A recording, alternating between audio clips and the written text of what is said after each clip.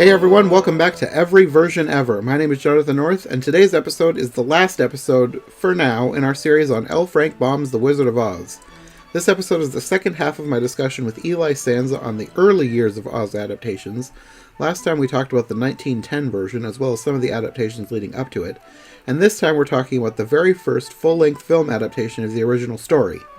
Sort of. If you ask me, this is basically an unrelated story given some brief Oz-like story beats, and then sold as the real thing, but we'll get to that later.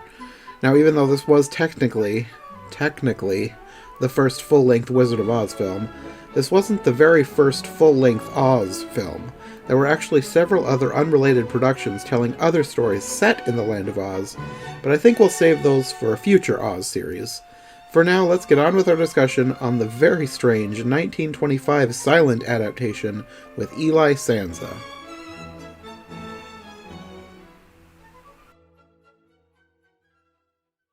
Okay, so let's move on to the 1925 version. Yes. Which, there's a lot of weird stuff in this one too, but I was able to follow it a lot better. Yes, it was. Oh, the 20s were a lot easier to follow than the 1910s. Yeah. This one has some weird stuff at the beginning, and I think it has to do with the person who made this. He seemed to want to insert himself literally and figuratively into a lot of this. Yeah, yeah. And I think that's the reason why this one is so strange. Yeah.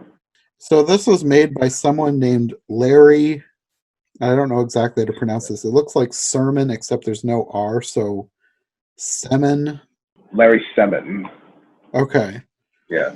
So he starts this film with this strange thing that I'm going to read just because, I don't know. It's just his dedication. In the lexicon of life, there is no sweeter word than childhood, its books and its memories, and to bring back those memories and add mayhap a smile or two in purely entertainment is my desire. Larry Semin. Yeah. And then there's like the opening credits, and his name is all over the place. So Yeah, really. he wants everybody to know that this is his movie, apparently. Yeah. Yeah, that's right. He wrote, produced, directed, and he starred in it in multiple roles. Yes. He has a lot of screen time. He has a lot of screen time, too. Yeah. So this movie opens with a toy maker played by this guy. And at first, when it started, I was like, am I watching the wrong movie? Is this Pinocchio? Is this Geppetto? Yeah. Because this has no precedent in the books. I didn't know what was going on here. But it turns out he's going to read the story because he's making dolls that look like the main characters. And then this little girl runs in with a book that is The Wizard of Oz, and he's going to read it to her. Right. So right off the bat, you can tell that they are putting their own spin on this because when he starts reading, it has this title page that says, "Once upon a time, the townsfolk of Oz awoke to find their baby princess gone, and years bring added resentment and suspicion as we find them gathered in the palace." And then you're introduced to all of these, I guess, rulers of Oz. There's the self-appointed ruler, Prime Minister Cruel, Kruel. Yeah. And I had to laugh because I was like, well, that's a little on the nose, isn't it? But then it keeps going. Yeah. And it says, Cruel had an able aide in Lady Vicious. Vicious. Which is spelled Vishuss. Okay, they're going the full round here. They're good. We're going to go all the way. And then Cruel also had a willing cat's paw in Ambassador Wicked. Yeah. Wikked. Yes. I laughed when I found out that there were 3 villains in this movie named Cruel, Vicious, and Wicked. I laughed. And then To keep going, it says, in all of Oz, there was none more loved than Prince Kind, Yeah, exactly. spelled Kynd. So everything is so on the nose here. Yeah, I know. French kind. Not subtle. No, not subtle at all. Yeah.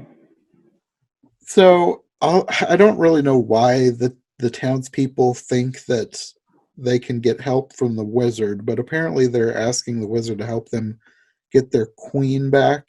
I think that's what was going on. They want to use well, they wanted to use his magic, I guess. Okay. This version is a little easier to understand, but there were still points where I was kind of confused by some things. Right. Yeah. And then the wizard is described as the prime minister's yes man. So Yeah. do the people know that all these people are evil? I don't know what the whole relationship was. Well, that's an interesting point because when you have a prime minister named Cruel and he has an assistant named Vicious and an assistant named Wicked, you would wonder, can I trust these people? I don't know. I don't know. There was also a very weird little scene in here where somebody in this court apparently has two little slave children, and he and the kids are making faces at each other. The wizard. Yeah, yeah. I was like, okay, that's weird. That's random. I remember that, but okay, sure. And you never see them again. They're just in that one scene Yeah, making faces at each other. yeah, yeah. I don't know if that was supposed to be some like short comedic bit or something just for laughing's sake, but I don't know. Yeah, I don't know. And then there's another thing that is confusing as to what the purpose of it was. The wizard puts on a show, and this weird peacock man comes out of a basket, and it says he's the Phantom of the Basket, and he starts Yes. dancing, and all the people are terrified of him. Yeah, yeah. So weird. It was very weird. And then it cuts back to the real world where the little girl says, "Oh, Grampy, I don't like that. Read me about the Dorothy, the Woodsman, and the Scarecrow." I'm pretty sure she was speaking for everyone watching that, I think. Can we get to Dorothy already? Yeah. Yeah, because this lasted quite a while. There's a lot of Yeah. this that it seemed like these scenes went on for way too long. Yeah, yeah. So then you get the actual story, which is also way off. Yeah, oh god, yeah. Do tell. So you have Dorothy, who is I interpret her as an adult, but apparently she's 17 because she has an 18th birthday later on in the movie. Right. She's 17, yeah. She's an older teenager, and she has her Aunt Em and Uncle Henry. And for Aunt Em, it says that she is a mother at heart. And for Uncle Henry, it says he's just a distant relative. And he like storms in and he's like snatching flowers from them, ripping them up, stomping them, throwing them around. And I'm like, Yeah. what? This is out of left field.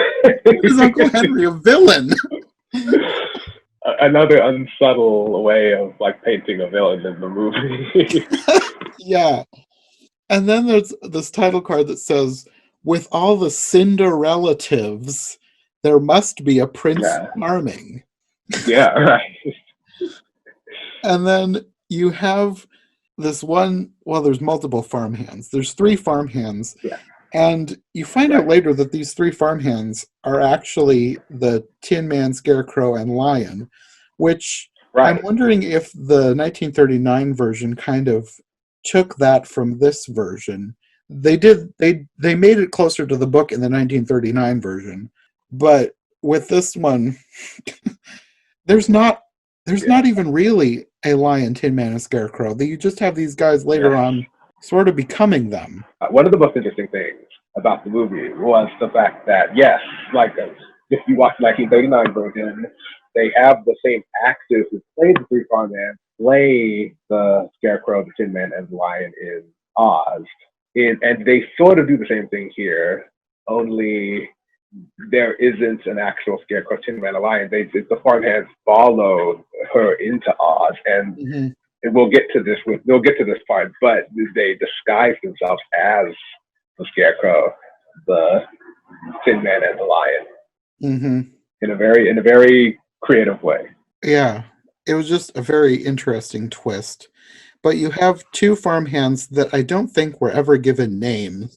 I just, in my head, I was calling them the skinny one and the burly one. And Yes.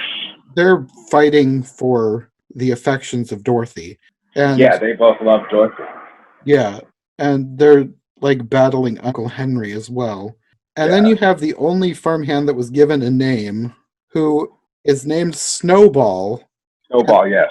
He's a black guy who is introduced eating a watermelon. And I was like, okay. Yeah.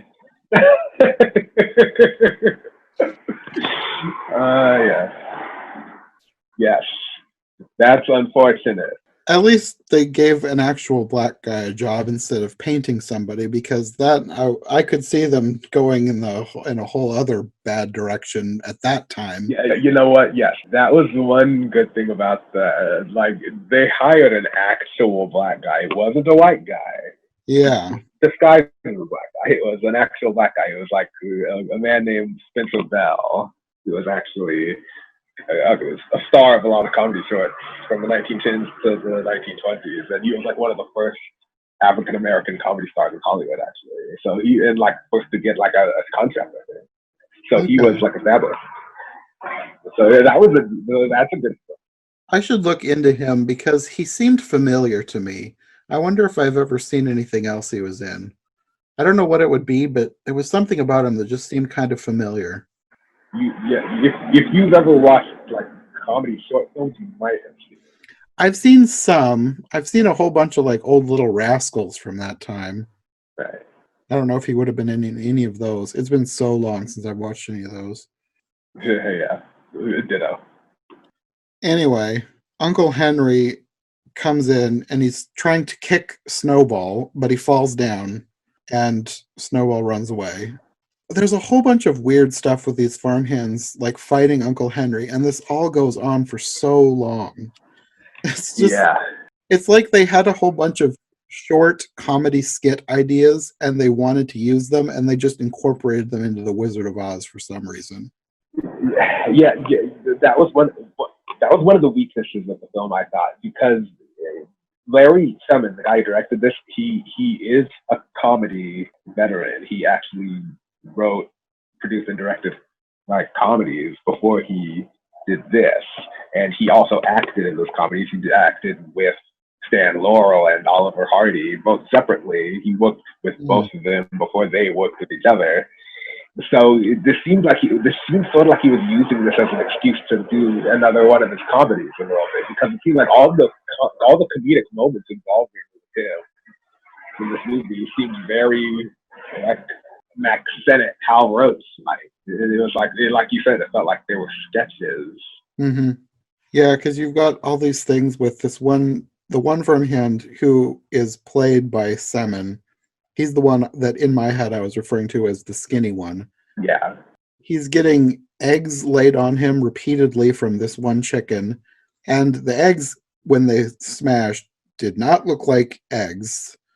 They looked like black paint. I was like, what kind of eggs is that chicken laying? Yeah. Yeah.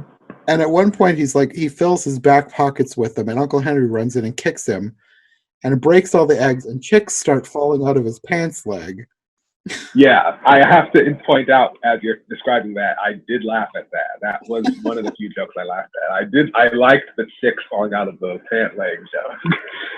And then this guy gets kicked by a mule, and he flies over a fence into a cactus. Yeah. And then he throws cactus chunks over the fence, and Uncle Henry sits on them. And then you get this title card that says, "In the spring, a young man's fancy turns to thoughts of lollipops."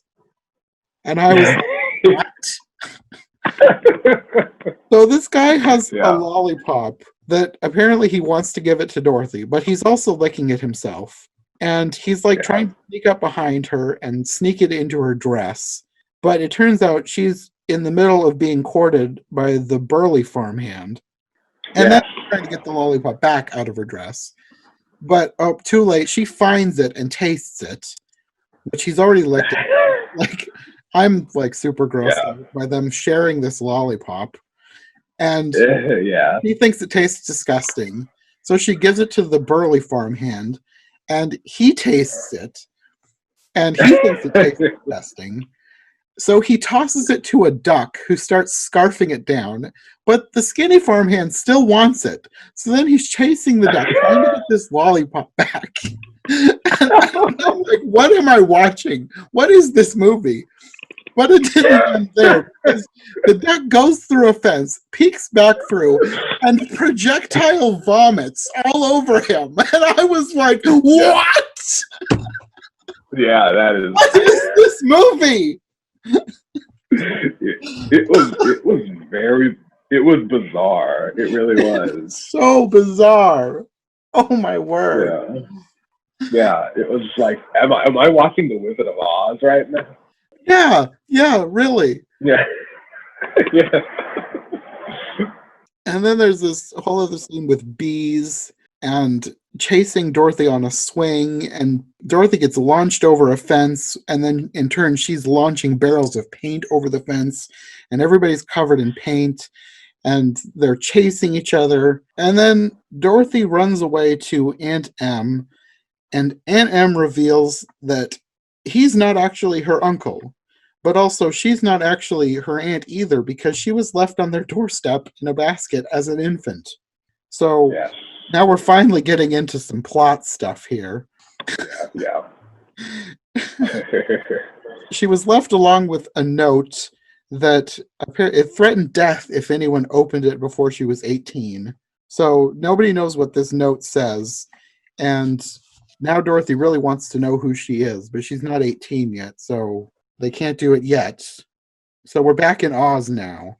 And the prince is telling the Prime Minister Cruel that he has until the new moon to produce the rightful heir to the throne, or he'll be thrown into the dungeon. So then everybody is trying to go to Kansas to, I guess, find Dorothy, but they want to do away with her, and I don't really know what their exact motivations were here, because they're supposed to be producing the rightful heir or be thrown into the dungeon. So why do they want to get rid of her? I don't know what they thought they were going to do. Yeah. There was some part of the plot where they thought, I think they thought that they could either find Dorothy, or they could find the letter that they sent Aunt Em and Uncle Henry. And like one of those things, I think they're saying it would be like, I don't know, I would like proof of something like that would enable them to like be able to rule the kingdom without Dorothy getting involved. Like, I remember there was emphasis on like doing away with her though. Yeah, I don't know what they thought they were going to do. I was just confused by that. Yeah, me too. But apparently in Oz they have airplanes, and they can use these airplanes to fly to the real world. Or maybe Oz is Yes. just a country, I don't know. But either way, they have an airplane and they fly from Oz to Kansas. Yeah. And I was thinking, because of the way that they've set all this up, I don't think that Oz is a magical place in this movie. There's weird stuff that happens, for sure, but I don't know that. Does anyone actually ever use any real magic? Because Glenda's not in this, the witches aren't in this, the wizard admits that he has no actual powers. They fly to Kansas in an airplane. Right. And their Scarecrow, Tin Man, and Lion aren't real either. Yeah. So it's like, it just feels like this is a very non-magical version of The Wizard of Oz. It did feel that way, yeah. So anyway, all these bad guys get to Kansas on Dorothy's 18th birthday, and she's waiting for Uncle Henry to reveal everything. She wants to know who she is, but these bad guys show up, and they want Dorothy to never be told what these papers say, and they're playing up this whole battle between the two farmhands, and Dorothy tells the skinny one that when she finds out who she really is, he's going to be the first one that she'll tell. Yeah. And then they start fighting over her. And then the Yeah, bad yeah. guys tell the burly one that if Dorothy reads the papers, she can never marry him. So if he brings the papers to them, then untold wealth and Dorothy will be his. Yeah, yeah. So basically, they just turned the burly guy into a bad guy because Yes. even though he later becomes quote unquote the Tin Man, he's pretty much evil for the rest of the movie. Yeah, like the idea was that Larry Simmons' character, the skinny farmhand, is kind of like the protagonist of the movie. That's kind of how it's framed. Mm-hmm.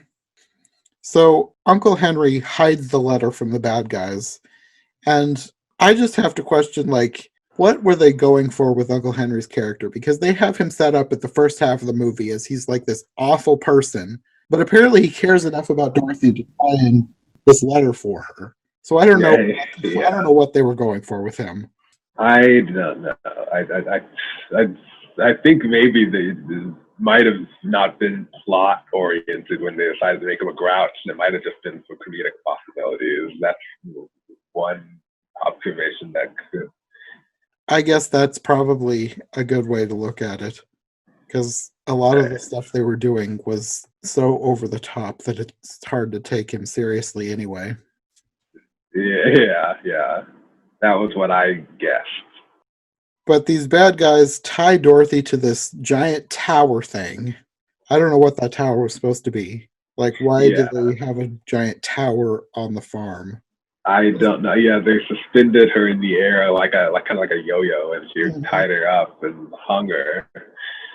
Well, there's these other towers nearby too, but I think those are supposed to be silos because there's like a whole chase scene with the two farmhands chasing each other around the farm and they go up these other towers, but I think those are supposed to be silos. They don't have the dome top like most silos usually have, but I think that's what they're supposed to be. This other tower that Dorothy is tied to, no idea what it's supposed to be. It just looks like a random collection of boards that they've nailed together. Yeah. I wouldn't know because I'm a city guy. But the burly farmhand, he finds the letter and he's almost about to give it to them, and the skinny one snatches it away, and that's what starts this whole chase scene up and down the silos. And there's people falling off the silos, and it's like this these falls should have killed them. And then Dorothy ends up falling off the other tower, and the three farmhands run up to her, and she's like in a hole, and I was like, is that supposed to be like a crater? Like she fell so hard she caused a crater below her. If that's the case, she uh, should have died. yeah. Well, the same thing when the farmhand fell. It was like Yeah, that was a fatal drop. He would not have survived that if that was real life. yeah. That's kind of what I was saying. Like a lot of weird stuff happens, but it's not to the point where you can really call it magical. It's just weird. Like like in this next scene where everybody starts getting hit by lightning. Yeah. Oh, God, good example. I don't know what all is Yeah, supposed to be happening here, but everybody's getting hit by lightning. And it's yeah, turned into this weird slapstick lightning gag fest. I don't know what it was not plot oriented at all. It was just weird. no, the whole movie, like it was very comedy oriented. This entire movie, but it was also very cartoony. It was like a cartoon. It was like a cartoon logic with everything that was happening. It was Yeah. like you have even people like floating in air like Wile E. Coyote. Sometimes it was just Yeah. very that was sort of like the logic behind all this death-defying stuff that was happening. It was just the fact that it's a very cartoony logic. That's a good way of looking at it. Because otherwise nothing makes sense. Yeah, Because all this lightning is happening in, I guess it's the tornado, and they're all in this shed, except for Aunt Em. Aunt Em gets left behind. She's the only person on the farm that is not in this shed, yeah, and you never see her again the rest of the movie, which is dumb. yeah, Even Uncle yeah. Henry Really, comes along when this shed is ripped out of the ground by the tornado. Even Uncle Henry comes to Oz. yeah, yeah. That was a real weird choice. Like, oh, let's involve Uncle Henry, the hateful grouch, and put him in the story, but let's leave and him behind. It was a very odd choice. Uh-huh. So everybody's in the shed, except for Snowball, who's in this barrel. And then it's like he's supposed to be riding lightning. I don't know what they were going for. Like, I guess the way you said it, like a cartoon, is the best way to look at it. Because he's Yeah, basically riding a bolt of lightning along so that he can join them in the shed. It was so yeah, weird. yeah. It was what was happening. It felt like it was like the lightning was like he was so scared of the lightning that he gained the ability to like float in the air just to get to where he was going out of pure Mhm. fear of getting struck. That was the cartoon logic that I came up with in my mind. Yeah. Well, makes more sense than a lot of stuff in this movie. Yeah, So everybody gets to Oz, except for Aunt Em.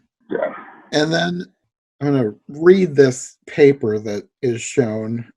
It says, "Know ye all that Dorothy is the rightful ruler of the kingdom of Oz, and on her 18th birthday she shall ascend to the throne to rule until the great master calls."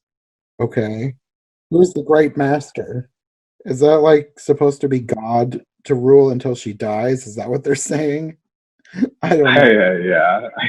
I It don't know was a either. very weird way of putting it. I think that was the paper that everybody was trying to get because I think Uncle Yeah, yeah, pulls that out at the last second or something. So, yeah. That was the thing that he was supposed to read when she turned 18. yeah.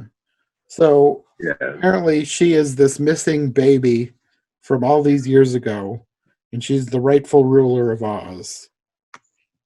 Okay. Part of me is wondering All if they're right. taking plots from other books because there, in one of the other Oz books, there is a princess who was taken as a baby. That's Ozma. Like she's one of the most famous non-movie characters, Ozma of Oz. Because in the book, Right. this is the one where Mombi was from, the witch Yeah. that I wondered about them taking the name from. So Yeah. Ozma was taken as a baby, and I don't remember exactly why or how, but I think Mombi turned Ozma into a little boy named Tip, if I'm remembering right. It's been a long time since I've read it. So basically, Mhm.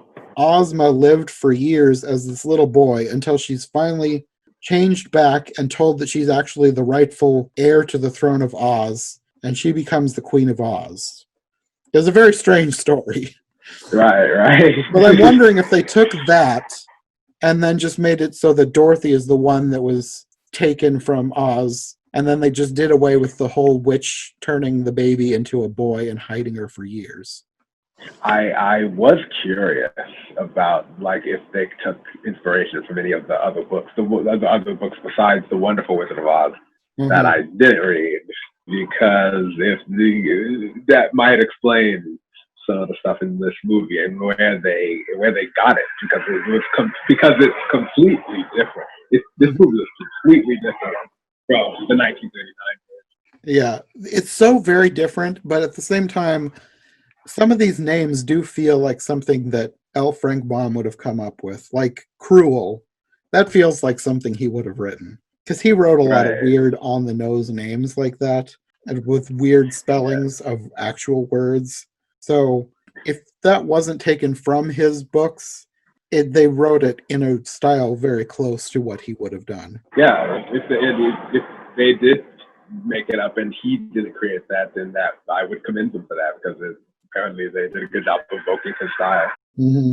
Okay, so they're finally in Oz, and at this point, I looked at the time. I was like, it took them over half the movie to actually get the main characters to Oz. The movie is It's over very, halfway through at this point.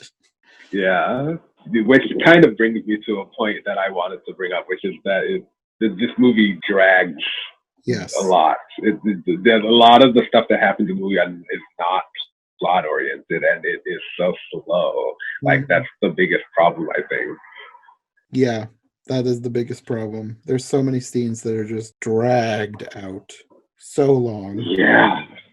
Yeah. So at this point, I guess in a last-ditch effort to stop them from taking the throne, the admiral accuses them of being trespassers and tells the wizard to turn them into something, but of course he can't. But then the farmhands dress up as Scarecrow and Tin Man, and the wizard pretends that he did that. Yeah. But then Admiral Cruel is like, he's shooting a cannon at them, and I think he blows up a building, and then everybody gets arrested. Yeah. And I wasn't really clear exactly how this all was supposed to be shaking down, but Dorothy is made queen at this point. Cruel is still there, but now he wants to marry her. And even though everybody was arrested, the Tin Woodsman and Uncle Henry aren't in trouble. I don't know why, but the Tin Woodsman is. Let me just read this. It says, and the Tin Woodsman became the Knight of the Garter, so in the future no metal could touch him. And what is that even supposed to mean? I don't understand what they're going for there. I didn't follow that. That sounded like abstract, like dialogue or something. Like, I don't know what the heck that was. I don't know. But Uncle Henry is made the Prince of Wales, spelled Whales. So basically, fat joke. It was a fat joke. Yeah. Yes. Oh God. I just not even a very good. And rolled my eyes. So dumb. That was very dumb. Yeah. So at this point, even though at the beginning I was calling him the skinny one, I just started calling him the Scarecrow because it was easier since he didn't have an actual name. So yes. Scarecrow, yes. Snowball, and the Wizard are now down in the dungeon, and the Wizard dresses Snowball up as a lion. And for some reason, there's actual lions down there, like real lions. Yeah. And the guards can't tell the difference, and they run away. They think that Snowball is a real lion, even though he looks nothing like a real lion.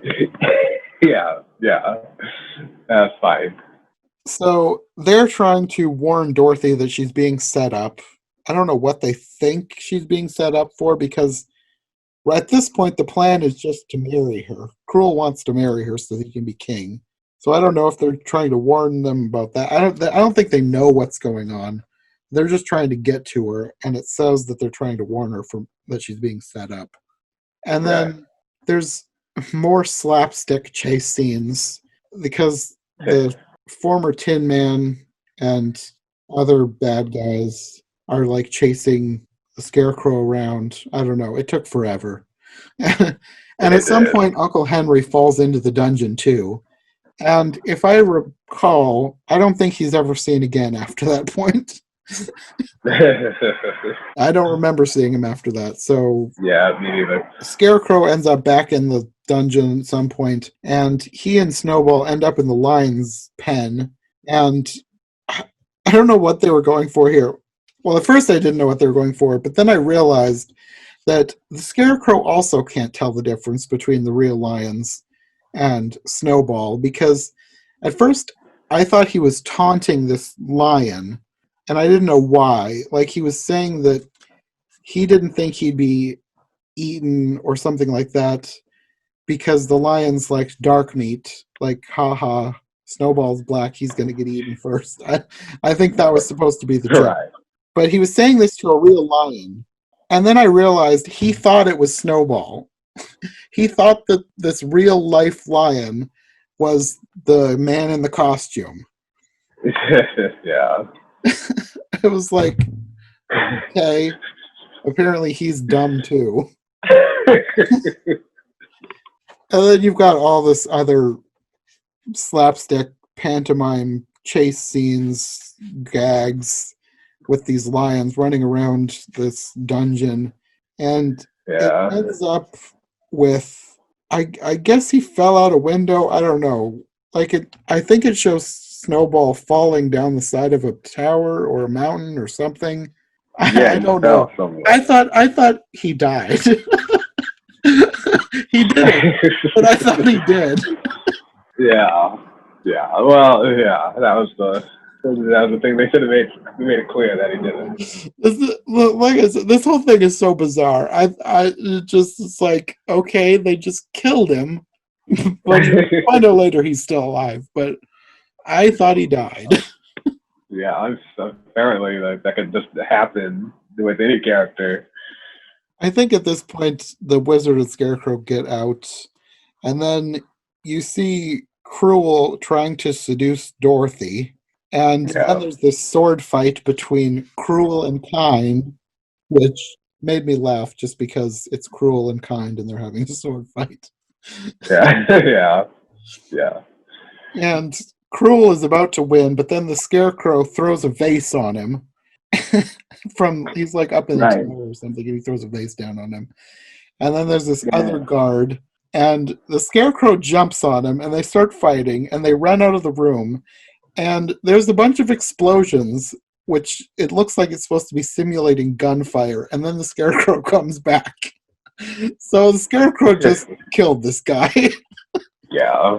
Exactly.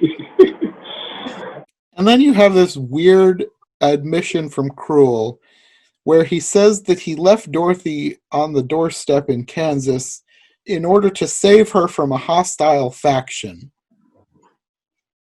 And I was just like, okay, is that supposed to be a lie? Because the only hostile faction that I could see is the one he built. I don't know what he was trying to do there, but he gets taken away anyway. Yeah, right. It didn't help him at all anyway. And then you have Dorothy kissing the Scarecrow, which makes him think that he's won her hand or whatever. But then she chooses the prince instead. Yeah. So I don't know if Yeah. the Salmon guy was trying to make himself the tragic hero of the story or what. Well, it seemed like that. They did follow him and show his like heartbreak in the moments, like as soon as it happened, which is another reason why it seemed like they were like making him the protagonist in favor of like Dorothy being the protagonist, which she should have been, but that was his choice. Mm, it was just odd. Yeah. And Yeah. then the Tin Man comes back and attacks the Scarecrow, and they're chasing him up the tower. And then I think it's Wicked tries to shoot him with a cannon. And then you see Snowball and someone else, and I could not tell who the other person was. They get into this plane and fly over the tower trying to rescue the Scarecrow with this ladder that they've dropped down. And they save him, like he grabs onto the ladder and is taken off the tower just as the tower explodes from the cannon fire. But Yeah. then the ladder breaks and it cuts away to the Scarecrow doll in the real world falling over and the little girl Yeah. picking it up. And you never go back to Oz to find out what happens. This is basically Yeah. the Yeah. end because she leaves the room and the grandpa picks up the book and reads that Queen Dorothy and her prince lived happily ever after. Okay. So Yeah. That was. so basically she lost all of her family and friends because I guess I'm just I mean they've fallen from great heights and survived before, so maybe he's okay. But I just assumed the Scarecrow is going to die from this fall, and I'm assuming that Snowball is going to want to go back to Kansas, and Aunt Em is still in Kansas, and Yeah. Uncle Henry and the Tin Man are still there, but they're evil. So basically, she's lost everyone in her life, They, except for this guy she's known for 5 minutes. yeah. Yeah. It was a lot of loose threads hanging after that story, and it was like very unsatisfying when it ended. Yeah. It was like, and the worst part was that it seemed like they spent so much of the movie's length on things that was not even related to the plot. And then when Mhm. it ended, it was like none of the plots got resolved in a very smooth way. Yeah, it was just absolutely bizarre. Yeah. That's like the only way I can describe this movie. Is just bizarre. Yeah, and that was it. The end. Like they didn't even spend that much time with Dorothy. She didn't get that much screen time compared to compared to the men in the movie. And so it was like when they say she lived happily ever after, it was like you weren't emotionally invested. You were just like, okay, that's that. Yeah, but then if you think through it, how did she live happily ever after in a strange land with a basic stranger and none of the people that she grew up with as her family and friends? Yeah, that's like you said, Aunt M was still in Kansas. They didn't go back to her. She like Mhm. was still there, and so it was like apparently that was just like there was no goodbye, and that was it. Yeah, just bizarre. Yeah, This whole movie was so weird. yeah. Just the biggest takeaway for me was that it felt like well, the guy who made it, Larry Seven, he was like seemed like he was trying to. I know he wanted that movie to be like a hit. Like he wanted it to be like a big success. This is my big movie. It's gonna make money. I'm gonna and then The Wizard of Oz, so it's a beloved property. But it seemed like he was like doing it, and so he was making that movie in such a questionable way. It was like he was using it as a showcase for his own like comedy style. It was like Mhm. it was like a showcase. It was a showcase for comedy sketching. So the whole thing with the foreign hands attacking each other, the slapstick, the lions. It was like, and the Wizard of Oz. This of it all was sort of secondary, and I could have forgiven that maybe if the comedy was funnier, which because there was a few funny moments in it, but it mostly felt like the comedy sketches were dragging too long, and Mhm. I didn't laugh that much at it. So that was the problem, the main problem for me. And I ended up just giving it like an average rating. Yeah, I think I would go below average. This is one of those movies that I mean, maybe the only thing that would save it from being below average is that it's so bad that it's entertaining. Just because you're just asking yourself over and over again, like, what am I watching? This is so Yeah, weird. yeah, you're right. I'm so glad that MGM made that 1939 version because Mhm. it was like they had to do Wizard of Oz justice because Yeah, that last one, that last one could not be the only theatrical feature film version of that book. yeah. They had to rescue the soiled name of the Wizard of Oz. Yeah, because like you said, you pointed it out. There wasn't that much fantasy in that movie. It might not have been a fantasy. It was just like it was very down to earth and mundane, and Uh-huh. there was no fantastic elements. Yeah, the only fantastic slash fantasy elements was how sturdy everyone was when all of these things should have been killing them. Exactly. It was a fantasy in the sense that a Looney Tunes cartoon is a fantasy. Yes. That was Yeah, that was the definitely. problem. Yeah. Thumbs down for me. Like if I'm gonna be honest. Yeah. I can't see this as something that I would want to revisit unless I wanted to show somebody like one of the weirdest movies they'll ever see. And then at this point, I would be watching them to see their reaction to like the Yeah. projectile vomiting duck. you know, yeah, I actually did enjoy the movie to an extent because I am such a fan of The Wizard of Oz, the 1939 version. I'm sure you like the 1939 version too. Yeah. And I was also a huge fan of the 1900 book from L. Frank Hmm. Baum. Like the book and that 1939 movie were great. And seeing other versions of Oz interpreted by other storytellers and filmmakers Hmm. is interesting, whether they do a good job or not. Yeah. Well, that's the whole point of my podcast now is just seeing all the different ways people interpret these stories. Yeah. And some of them are very interesting. Like this Yeah, one. yeah, like this one exactly. It was an interesting film. That's my highest compliment I'll give it. It was interesting. Yeah, I guess I will say that even though this was by no means a good movie, I did have a lot more fun watching this than I have had watching some other movies.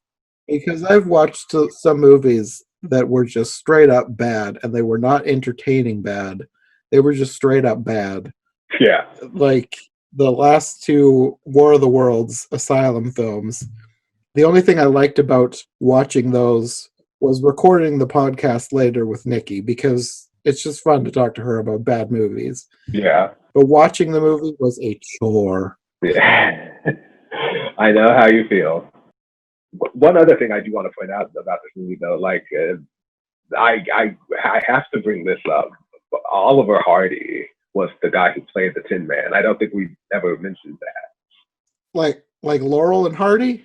Yeah, like Really? from Laurel and Hardy. Yeah, yeah, that's something I wanted to make sure you knew. Oliver Hardy, he was the guy who played the stocky farmhand who became the Tin Man.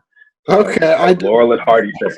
That was like one of the most interesting things for me personally, just as a film buff. You know, it was interesting to watch. Oh, this is like Oliver Hardy in one of his early roles. And I think this was like before he became famous in the Laurel and Hardy team, if I'm not mistaken.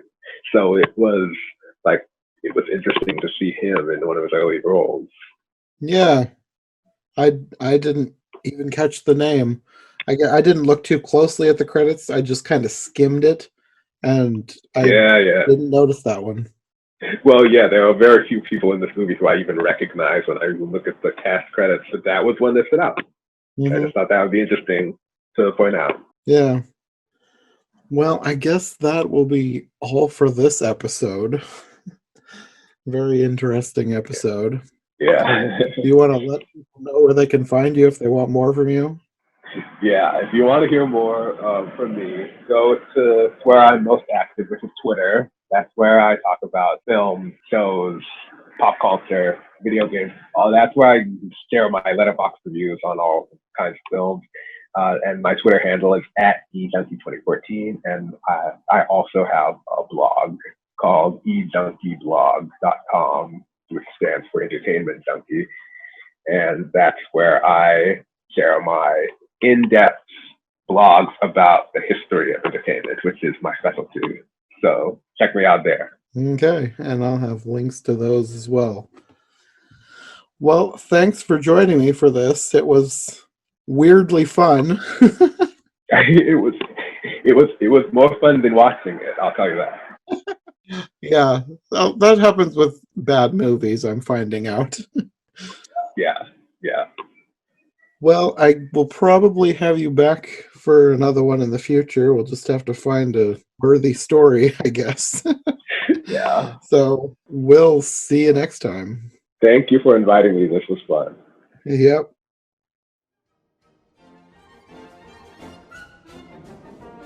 Thanks to Eli for joining me for this episode of Every Version Ever. If you want more from him, I'll have his links in the description below. Now, this episode is the last in our Wizard of Oz series, but like I said previously, I'm planning to do more in the future. I have some other episodes that I did last year, and I really want to talk about those other early silent Oz films as well.